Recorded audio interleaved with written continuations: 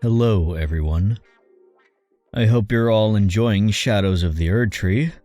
A long time ago, I made a video that goes over every Ash of War in Elden Ring that had Poise and Hyper Armor values. As I said, that was a long time ago. A couple things have changed as far as balance tweaks go, but with Shadows of the Erdtree came a plethora of new Ashes of War, skills, weapons, and more. For this video, I will focus entirely on the Ashes of War, ranking every Ash of War that can withstand the most poise damage, all the way to the ashes that have no poise or hyper armor at all. Let's get started.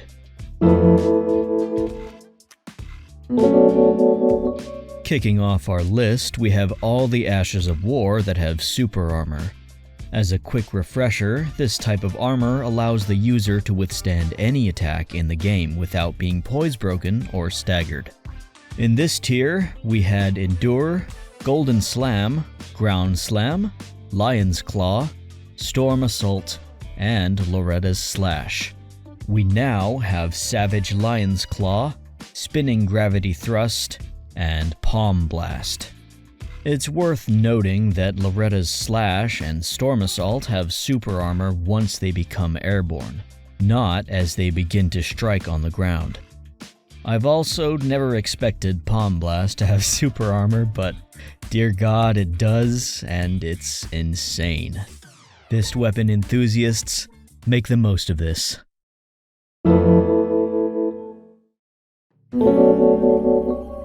In our next tier, we have the Stamp Siblings.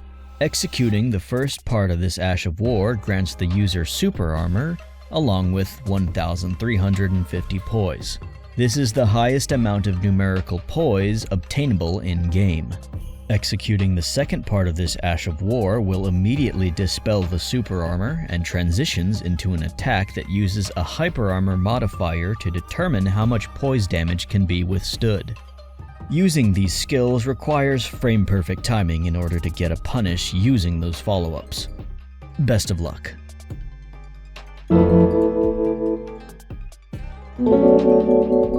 In our next tier, we have Earthshaker, Golden Land, Eruption, Prelate's Charge, Stamp Upward Cut, Troll's Roar, and Waves of Darkness. Descending our list, these ashes still pack quite a large amount of poise health, clocking in at a staggering 500 poise. This will allow the user to remain uninterrupted while tanking through attacks that deal up to 1,000 poise damage. Slap the Bullgoat Talisman on and you'll be able to tank up to 1,333 poise damage with these ashes. While most of the ashes listed here are compatible with only larger weapons, Stamp Upward Cut can be put on some smaller to medium-sized weapons such as hammers, flails, and heavy thrusting swords. If you play your cards right, you can outtrade colossal weapons with those very same weapons.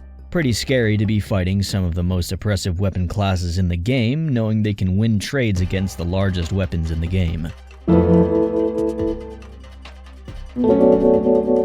Our next tier features Prayerful Strike. Granting the user 350 poise when active, this ash is incredible for winning trades against other weapons, considering it heals a great deal upon landing the attack. The hard part is landing the attack, so good luck with that. The ashes listed in this tier bestow the user with 300 poise, allowing the user to withstand attacks that deal up to 600 poise damage. These attacks include the transformed heavy attacks of Barbaric Roar, Braggart's Roar, and Warcry. Alongside these ashes is Storm Stomp and the follow-up attacks of Wild Strikes, which both grant 300 poise when their hyper armor is active. With the huge buffs that the Axe class got in this patch, Wild Strikes might prove an even larger threat when used alongside the oppressive and aggressive playstyle of Axes. Not much else to say here, these ashes are quite useful when the situation calls. Next up on our list, we have Hoaraloo's Earthshaker. Bestowing 250 poise to the user, This ash is usable on nearly every weapon type, so make the most of it by using it on a weapon that lacks innate hyper armor.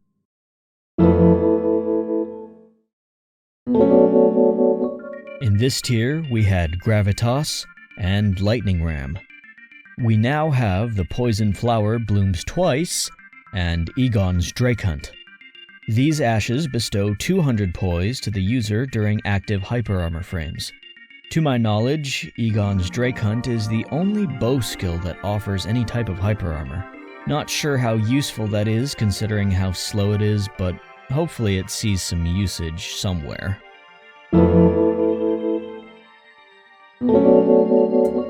Holding down this tier entirely by itself, the stance part of Wild Strikes bestows the user with 180 poise as long as the button is held down.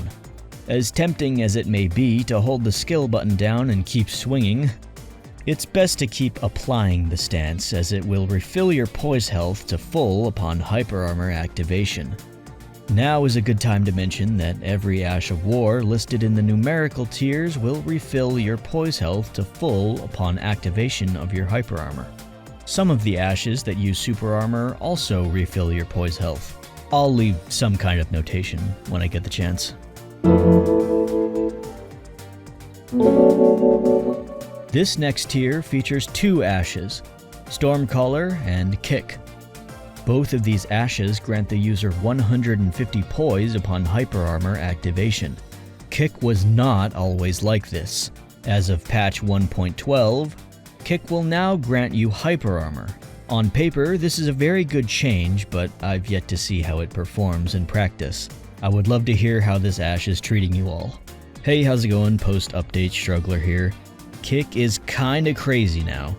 All things considered, I think Kick could prove to be incredibly useful in a handful of situations.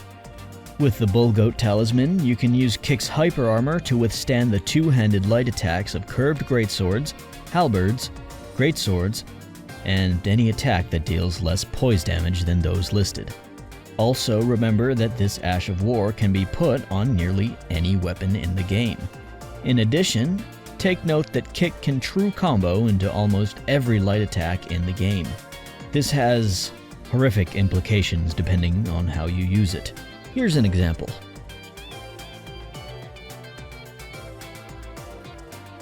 Of course, you have to land the attack first in order for any of this to work. Kick has abysmal range and abysmal tracking. If you can get past the latter by manipulating manual aiming, Kick can be extremely rewarding when landed.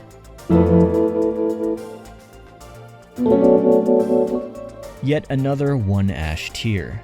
Aspect of the Crucible, Wings, will grant the user 120 poise upon hyper armor activation.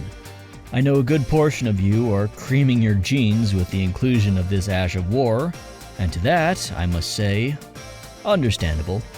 This value stays the same regardless of what weapon you use.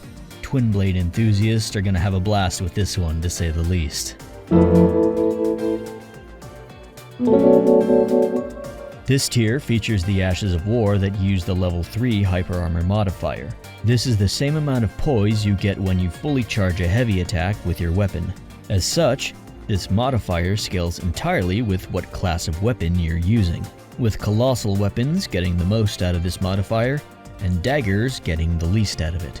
Starting off this tier, we had Black Flame Tornado, Bloody Slash, Carrion Grandeur, Carrion Greatsword, Chilling Mist, Giant Hunt, Poison Mist, Sacred Blade, Spinning Slash, Stamp Sweep, and Sword Dance. DLC added Carrion Sovereignty, Flame Skewer, and Flame Spear.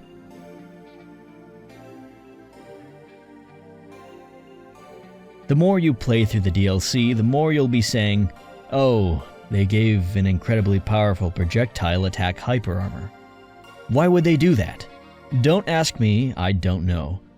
Also, I did not expect FromSoft to power creep Giant Hunt, of all things. Flame Skewer is the same attack, but with faster startup, identical poise health, and instead of causing a hard knockdown, it combos into its follow-up. Sorry to see you go, Giant Hunt. You've served us all very well. Same with you, Lion's Claw. Our last meaningful tier houses ashes that use a level 2 hyper armor modifier. This modifier grants you the same amount of poise as a standing light attack, running heavy attack, standing heavy attack, and jumping heavy attack. Like the previous tier, this modifier scales with what type of weapon you're using. It just so happens that the ashes listed here have very little variance when it comes to what weapon type can use them. These ashes are Charge 4th and Phantom Slash. Phantom Slash can be usable situationally. Charge 4th, however, leaves a lot to be desired, and that covers nearly everything. All the ashes listed below are ashes that don't have any poise or active armor of any kind. Hope you enjoyed this video, and thanks for watching. Until next time.